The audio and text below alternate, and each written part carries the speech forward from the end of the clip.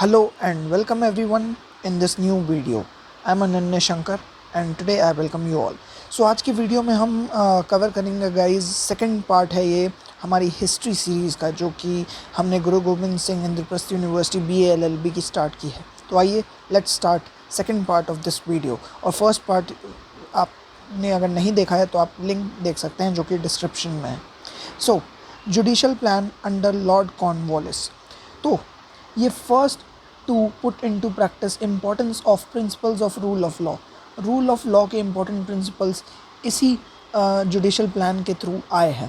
The court of directors, इसमें East India company का एक कोर्ट ऑफ डायरेक्टर बना था जिसने लॉर्ड कॉर्नवालिस को इंस्ट्रक्ट किया कि वो यूनाइट करें रेवेन्यू और जुडिशल ऑर्गेनाइजेशंस को। अब 1787 पहला प्लान इनका था कि जो नंबर ऑफ डिस्ट्रिक्ट्स थे उन्हें घटाकर 36 से 23 कर दिया गया। Each district had a collector, her district में एक कलेक्टर हुआ करता था जो कि एक इंग्लिशमैन होता था। कलेक्टर का क्या क्या पावर्स थी? कलेक्टर के पास ये पावर्स थी कि वो कलेक्ट करता था रेवेन्यू, वो डिसाइड करता था सिविल केसेस को भी, और वो जज भी था मुफस्सिल दीवानी अदालत का। Acted as magistrate in a district, और कलेक्टर एक डिस्ट्रिक्ट का मजिस्ट्रेट भी एक्ट करता था। ठीक है। कॉर्नवालिस ने अलाउ किया कलेक्टर को टू डिटरमाइन ऑफेंसेस, वो ऑफेंसेस को भी डिटरमाइन करता था, and give corporal punishment. Collector के पास इतनी पावर थी कि वो कॉर्पोरल पनिशमेंट दे दे, यानी कि वो इम्प्रिजनमेंट दे सकता था क्रिमिनल को ओनली फॉर 15 डेज। ठीक है। और सेंड क्रिमिनल्स टू मुफस्सिल निज़ामत अदालत, और इनके पास ये पावर थी कि वो क्रिमिनल्स को मुफस्सिल निज़ामत अदालत भी भेज दें। Collector should keep his revenue confined to revenue court, collector अपने रेवेन्यू कोर्ट तक कन्फाइंड रखता था, और इन रेवेन्यू कोर्ट्स की इस्टेब्लिश हुई इस जुडिशल प्लान के अंडर, जिसे माल अदालत कहा गया। बोर्ड ऑफ रेवेन्यू सेटअप किया गया कैलकाटा में, जो सुनता था और डिसाइड करता था अपील्स को अगेंस्ट कलेक्टर्स माल अदालत। Further appeals went to governor general and council.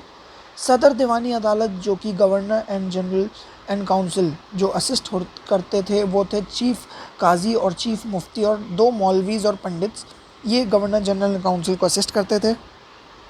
Subordinate officer भी था जिन्हें रजिस्ट्रार कहते थे। ये अपॉइंटेड इसलिए था ताकि वो एड एंड असिस्टेंस दे पाए टू द कलेक्टर, और ये डिस्चार्ज करते थे फंक्शंस को इन केस एट मुफस्सिल दीवानी अदालत। अब मुफस्सिल दीवानी अदालत के जो अपील्स थे वो जाते थे सदर दीवानी अदालत, और ये 1000 रुपीज़ तक के केस होते थे। फर्दर अपील जाती थी 5000 पाउंड्स की, जो कि किंग इन काउंसिल में जाती थी। अब 1790 का जुडिशल प्लान देखते हैं। 1790 पे फोकस आ गया क्रिमिनल जस्टिस पे। इसमें मोहम्मदन लॉ को मॉडिफाई किया गया और रेगुलेशंस के through governor general and council के सदर निज़ामत अदालत, जो कि सिर्फ वंस अ वीक मिलती थी, वो रेगुलर डायरी बनाने लगी प्रोसीडिंग्स की। ओके, रेगुलर डायरी ये प्रोसीडिंग्स की मेंटेन करने लगे। रिफॉर्म्स आए लोअर कोर्ट्स के अंदर। फौजदारी अदालत जो कि प्रेसाइड किए जाते थे पहले मुस्लिम लॉ ऑफिसर्स के थ्रू, उन्हें अबॉलिश कर दिया गया। अब कोर्ट्स ऑफ सर्किट इस्टेब्लिश हुए। कोर्ट ऑफ सर्किट्स में 2 कंपनी सर्वेंट्स हुआ करते थे जो कि ट्राई करते थे सभी क्रिमिनल केसेस को, और ये कोर्ट ऑफ सर्किट्स एक मूविंग कोर्ट हुआ करते थे।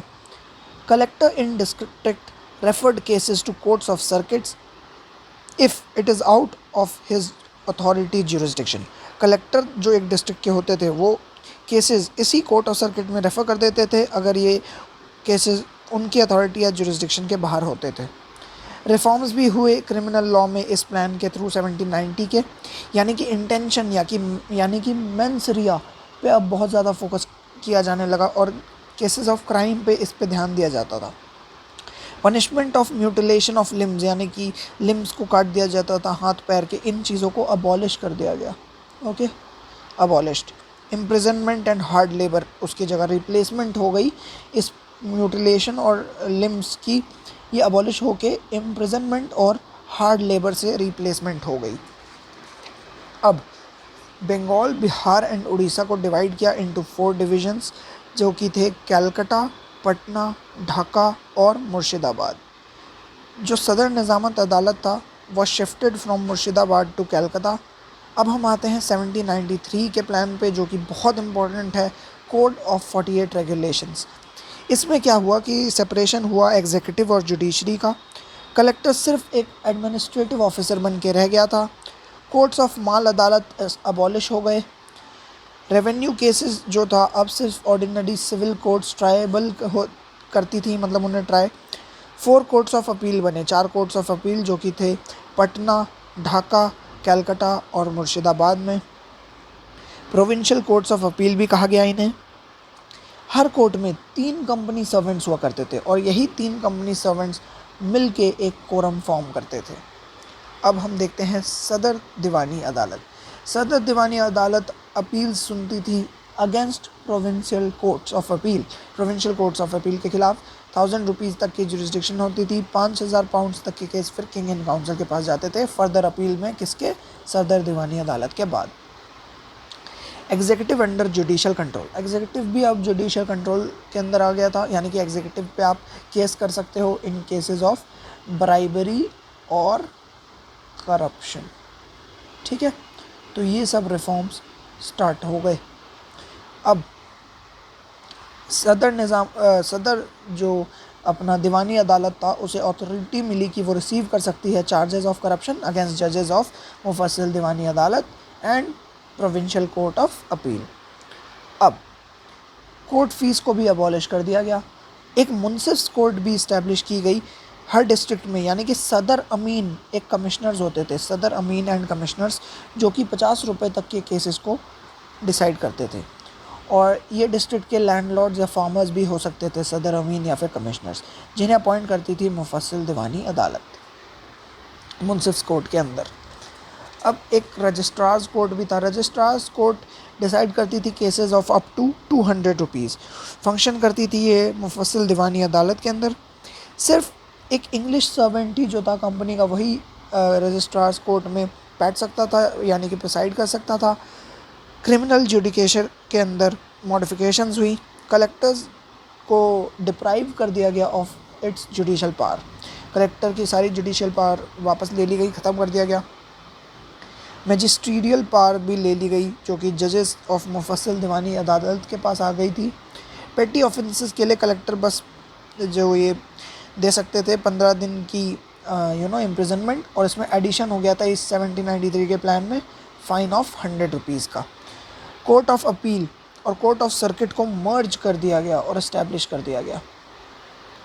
सूट्स हम डाल सकते थे अब गवर्नमेंट के खिलाफ भी। Okay, institution of suits against government was also now valid in case of violation of regulations and laws. वकील्स, अब लीगल प्रोफेशन को जो ज्वाइन करते थे उन्हें वकील कहा जाता था, और उन्हें एक लाइसेंस ऑब्टेन करना पड़ेगा अगर उन्हें प्रैक्टिस करनी है तो सदर दीवानी अदालत से। अब नेटिव लॉ ऑफिसर्स को भी बहुत अब तवज्जो मिलने लगी थी, यानी कि पंडित्स, काजीज़, मुफ्तीज़। ये नए अपॉइंट करते थे governor general council. Laws and regulations को मेंटेन करते थे। ये अटेम्प्ट था इनका कि इससे यूनिफॉर्मिटी आ जाए, पैटर्न ऑफ रेगुलेशंस बन जाए अच्छे से। ठीक है, और जितने भी लेजिस्लेशंस या जितने भी लॉज या रूल्स रेगुलेशंस आ रहे हैं उन सब का एक प्रियम्बल दिया जाता था। प्रियम्बल में क्या होता था? रीजंस एंड ऑब्जेक्टिव्स, कि जितने भी लॉज रेगुलेशंस रूल्स आ रहे हैं उनका क्या रीज़न या ऑब्जेक्टिव है, वो सब प्रियम्बल में आता था। Permanent settlement of Bengal start हुआ, जिसमें कि फिक्सिंग हो गई रेवेन्यू कलेक्शन की परमानेंटली। इससे करप्शन भी रिड्यूस किया गया ऑन पार्ट ऑफ ऑफिशियल्स या फिर कलेक्टर्स। लैंडलॉर्ड अब इन्वेस्ट करने लग गए मनी और इम्प्रूव हुई लैंड। प्रोडक्शन और इनकम भी इससे इंक्रीज़ हुआ, बढ़ा। फेलियर टू पे रेवेन्यू बाय ज़मींदार टू कंपनी, अगर फेलियर हो जाती थी ज़मींदार के थ्रू कंपनी को रेवेन्यू पे करने में, तो ज़मींदार की प्रॉपर्टी को वापस ले लिया जाता था, टेकन अवे, और ज़मींदार की कोई राइट नहीं बचती थी ओवर ज़मीन। ठीक है, ओवर लैंड, उनके ज़मीन पर कोई उनका राइट नहीं था। अब हम देखेंगे judicial plan of William Bentinck. So judicial plan of William Bentinck में सबसे पहले गवर्नर जनरल जो थे 1828 से 1835 तक रहे विलियम बेंटिक, और इन्होंने इस्टेब्लिश की सदर दीवानी अदालत और निज़ामत अदालत ऑफ इलाहाबाद। इलाहाबाद में ये सब इस्टेब्लिश किया। अब इसका रेगुलेशन 6 ऑफ 1831 ये कहता था कि इन अदालत की सेम पावर्स है as once in Calcutta. Calcutta में जैसे कोर्ट्स हैं वही सेम पावर है इन अदालत के पास भी। क्रिमिनल एडमिनिस्ट्रेशन ऑफ जस्टिस में भी इन्होंने चेंजेस किए, यानी कि अबॉलिशन किया सर्किट कोर्ट्स का 1829 में। इन्होंने इस्टेब्लिश किया court of commissioner regulation 1 of 1829 के through. Commissioner of revenue circuits इन्होंने एक पोजीशन बनाई जिनके पास पावर्स थी सुपरिंटेंडेंस की, यानी कि वो सुपरिंटेंडेंस करते थे मजिस्ट्रेट का, पुलिस का, दूसरे रेवेन्यू ऑफिसर्स का या कोई और लोगों का। इन्होंने इस एडमिनिस्ट्रेशन ऑफ जस्टिस के थ्रू इन्होंने इस्टेब्लिश किया court of district and sessions जज रेगुलेशन 7 ऑफ 1831 के अकॉर्डिंग, और कोर्ट ऑफ कलेक्टर मजिस्ट्रेट भी इस्टेब्लिश किया इन्होंने। बाय रेगुलेशन ऑफ 1831 मजिस्ट्रेट्स को ये अथॉरिटी मिली थी कि वो रेफ़र कर सकते थे किसी भी क्रिमिनल केस को सदर अमीन और प्रिंसिपल सदर अमीन को। ठीक है, पनिशमेंट ये इनके पास थी पावर सदर अमीन और प्रिंसिपल सदर अमीन की कि वो 1 मंथ इम्प्रिजनमेंट दे सकते हैं। अब सिविल एडमिनिस्ट्रेशन ऑफ जस्टिस में मुंसिफ का जो स्टेटस था और सदर अमीन का स्टेटस बढ़ा दिया गया। मुंसिफ की ज्यूरिसडिक्शन अब 300 रुपये की हो गई थी, 300 रुपये तक के केस अब ये देख सकते थे। प्रिंसिपल सदर अमीन जो कि एक इंडियन ऑफिसर हुआ करता था वो अपॉइंट करते थे governor general council.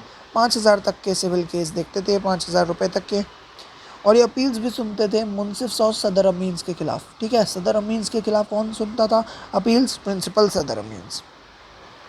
Registrar judicial power abolished, registrar के जुडिशल पावर्स को अबॉलिश कर दिया गया था। प्रोविंशियल कोर्ट ऑफ अपील्स को भी अबॉलिश कर दिया गया रेगुलेशन 11 ऑफ 1833 के तहत। इंट्रोडक्शन हुई ज्यूरी सिस्टम की, ज्यूरी सिस्टम का भी इंट्रोडक्शन विलियम बेंटिक के जुडिशियल प्लान ने किया रेगुलेशन 6 ऑफ 1832 के तहत। अब हम देखते हैं development of personal laws. Warren Hastings supporter थे इस पॉलिसी के कि वो अप्लाई करेंगे personal laws both Hindus and Muslims के या उनके ऊपर according to shastras and Qurans. अब ग्रेट इविल है, वो कहते थे ये अगर ग्रेट इविल होगा अगर हम इंडियंस पे फॉरेन लीगल सिस्टम को इम्पोज करें तो। हिंदू लिटरेचर को समझने में डिफ़िकल्टी आती थी जजेस के लिए क्योंकि वो शास्त्रास होते थे ना, तो डिफ़िकल्टी तो आएगी क्योंकि ये टेक्स्ट बहुत ज़्यादा कॉन्फ्लिक्टिंग होते थे according to different questions and matters. Scriptures बहुत हार्ड होते थे टू अंडरस्टैंड, एंड इसमें असिस्टेंस लेते थे ये लोग ब्रिटिशर्स नेटिव लॉ ऑफिसर्स के, यानी कि काजीज, मुफ्तीज़, मौलवीज़ एंड पंडित्स के, ताकि ये लोग समझ पाएँ और फ्रेम कर सकें रूल्स, रेगुलेशंस, लॉज हमारे शास्त्रास और कुरान के तहत। These personal laws govern areas of marriage, adoption, joint family, property, हर एक चीज़ इसके परव्यू में आ जाते थे। अथॉरिटेटिव वर्क्स को वेल कंपाइल किया गया इंग्लिश लैंग्वेज में। इंग्लिश लैंग्वेज में हर चीज़ को ट्रांसलेट क्यों करते थे? ताकि हमें ये इंडिया का कल्चर समझ पाए ब्रिटिशर्स और हमें अच्छे से रूल कर पाएँ, इसीलिए। कोड ऑफ हिंदू लॉ इन्होंने 1775 में इस्टेब्लिश किया with the help of 10 Brahmins of Bengal. इन्हें इंग्लिश में इस चीज़ को ट्रांसलेट किया हेल हीड ने, और इसे कोड ऑफ जेंटू लॉज भी कहा गया, code of Gentoo laws for Hindus. Mohammedan law को फतवाए अलामगिरी कहा जाता था अंडर औरंगज़ेब, और ये पर्शियन में था सबसे पहले, जिसे ट्रांसलेट किया गया इंग्लिश में बाय चार्ल्स हैमिल्टन। अब हम देखते हैं development of criminal laws. Muslim law था अंडर मुगल्स के, प्राइमरी सोर्स इनका होता था कुरान, और nature, purpose and mode of punishment 4 तरीके के होते थे। वो हैं इस तरीके से, सबसे पहला रिटेलिएशन यानी कि कीसा, रिटेलिएशन कीसा यानी कि life for life, limb for limb. कोई भी गलत काम करोगे तो आपको लिम्ब काट दिए जाएंगे, म्यूटिलेशन हो जाएगी। ब्लड मनी, ब्लड मनी यानी कि दिया, दिया यानी कि अनइंटेंशनल किलिंग, और या फिर मनी के लिए किसी को कॉम्पनसेशन देना, ठीक है, अनइंटेंशनल किलिंग में ऐसा होगा। फिक्स्ड पेनल्टीज़ यानी कि हद, हद यानी कि लिमिट्स ऑफ पनिशमेंट। डिस्क्रिशनरी यानी कि तज़ीर, तज़ीर मतलब कि जज का डिस्क्रिशन क्या है वो देखा जाएगा। अब प्रिंसिपल ऑफ रिटेलिएशन में विपिंग, विपिंग भी एक पनिशमेंट थी जिसे हम कहते हैं कोड़े मारना। विलफुल होमिसाइड, ग्रेव वुंडिंग, किसी को चोट पहुंचाना, ये सब इसी में आ जाता है। Muslim criminal laws were based on Hidaya, Hidaya पे बेस्ड थे मुस्लिम क्रिमिनल लॉज। क्राइम्स को डिवाइड किया दो तरीक़ों में, सबसे पहला जो भगवान के खिलाफ है और दूसरा जो आदमी इंसानियत के खिलाफ है। गॉड के खिलाफ अडल्ट्री, ड्रंकननेस, सिवियर पनिशमेंट इसमें मिली जाती थी। Against main murder, robbery etcetera. Law of criminal procedure and law of evidence इस समय बना। ये फिर हाईली टेक्निकल एंड प्रिमिटिव इनरेशनल था उस समय, जिसे बार बार मॉडिफाई और रेगुलेट करना पड़ा। Evidence of one Muslim equal to two non Muslims, ये इसका एग्जांपल है कि कितने टेक्निकल, प्रिमिटिव और इरेशनल कभी कभी हो जाते थे लॉज, रूल्स और रेगुलेशंस। और evidence of two women is equal to one man. अब जुडिशरी के अंदर किंग हाईएस्ट जुडिशियल अथॉरिटी है जो डिसाइड करता है केसेस दीवान खास में, यानी कि कोर्ट हॉल में। British government reformed Muslim law को रिफॉर्म किया था ब्रिटिश गवर्नमेंट ने। 1833 में Lord Macaulay codified criminal law for whole India. 1833 में लॉर्ड मैकाउले ने कोडिफाई किया क्रिमिनल लॉ पूरे इंडिया के लिए। 1860 में आईपीसी, 1861 में सीआरपीसी। अब चार्टर ऑफ 1833, 1833 में commercial and political privileges of company terminate कर दिया गया कंपनी की सारी कमर्शियल और पॉलिटिकल प्रिविलेजेस को। बहुत सारे ऑल्टरेशंस आए लेजिस्लेटिव सिस्टम में इंडिया के, और ऑल इंडिया लेजिस्लेचर की स्थापना हुई जिसमें लॉज एंड रेगुलेशंस को देखा गया for all territories of falling under the purview of the government of the company. Okay, चलिए अब लॉज एंड रेगुलेशंस जितने भी थे वो लेजिस्लेटिव काउंसिल के, उनका सेम फोर्स एंड इफेक्ट था जो ब्रिटिश एक्ट ऑफ पार्लियामेंट के थ्रू आएगा। ठीक है, कोई भी लेजिस्लेटिव काउंसिल का एक्ट है वो ब्रिटिश एक्ट या पार्लियामेंट के बराबर होगा। ऑल लेजिस्लेटिव पावर सेंट्रलाइज्ड हो गई थी, कॉन्सेंट्रेट हो गई थी to the body of one, यानी कि governor general and council Calcutta में। इंडियन लॉ कमीशन बन गया था जिसमें कि 5 मेंबर से ज़्यादा नहीं हो सकते थे at a time. Natives of India freely allowed थे कि वो पार्टिसिपेट कर पाएँ किसी भी एडमिनिस्ट्रेशन ऑफ कंट्री में। स्लेवरी को अबॉलिश कर दिया गया। स्लेव्स की बेटरमेंट हुई गवर्नर जनरल एंड काउंसिल के थ्रू। ट्रेनिंग हुई सिविल सर्वेंट्स की, इंडियंस की एट कंपनीज कॉलेज में हेलीबरी में जो था। ठीक है, कंपनीज कॉलेज में हेलीबरी में जो था वहाँ पर ट्रेनिंग होती थी सिविल सर्वेंट्स की। अब आगे हम कुछ पार्ट्स में कवर करेंगे, पूरी हिस्ट्री को कवर कर लेंगे हम। Second law commission, privy council, federal court, ठीक है, Indian councils act, Indian high courts act, government of India act. ठीक है, ये सब हम कवर कर लेंगे अगले पार्ट में और आपकी हिस्ट्री खत्म हो जाएगी आईपीओ की। टिल देन बाय बाय, सी या, लाइक शेयर एंड सब्सक्राइब।